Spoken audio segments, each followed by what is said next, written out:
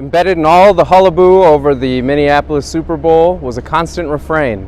Visitors weren't just enduring the cold Minnesota winter, they were embracing the bold north. Wasn't it special? All those people coming together to brave sub-zero temperatures to listen to the Migos, watch snowmobiles do backflips, or smuggle stadium seats home under their puffy coats. Sure, fine, but Rochester's been doing that since 2009 with SocialICE.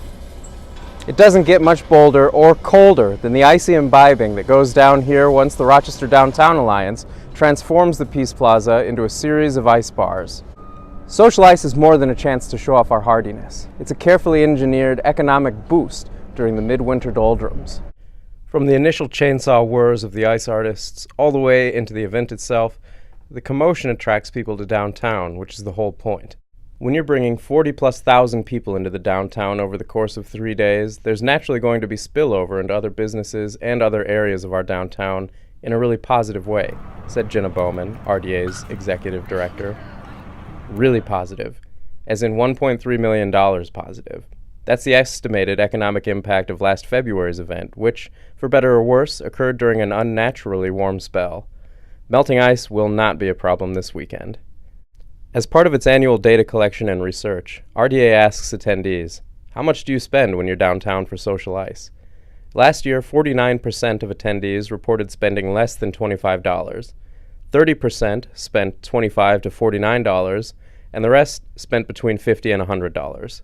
Better yet, for downtown bars, businesses, and restaurants, 80% of attendees said that they visited somewhere else in downtown while in town for the SocialICE event. That's no accident. The organization works closely with businesses to make sure the event hits the sweet spot on the calendar. When they considered doing SocialICE over Super Bowl weekend, the RDA went directly to the participating bars and restaurants, who pay $4,500 each to set up on the plaza. The businesses preferred a different weekend. Our organization looks at this as the impact of the investment instead of the return on the investment, said Bowman, who said the RDA is budgeted to take an $18,000 loss on the event. It's an expensive proposition for participating businesses, too. With their Dr. Seuss-themed bar this year, Dooley's Pub has spent close to $500 on costumes alone. I can't tell you if we're for sure going to make money.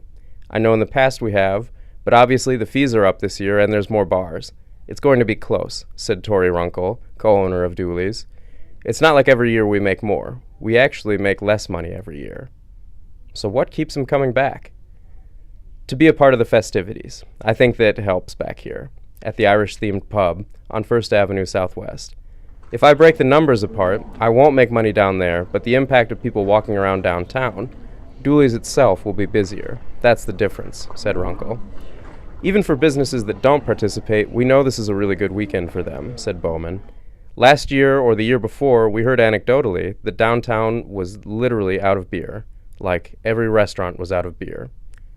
All that impact, plus a chance to raise a frosty plastic cup with friends and say, dilly dilly when it's cold enough to freeze dilly bars?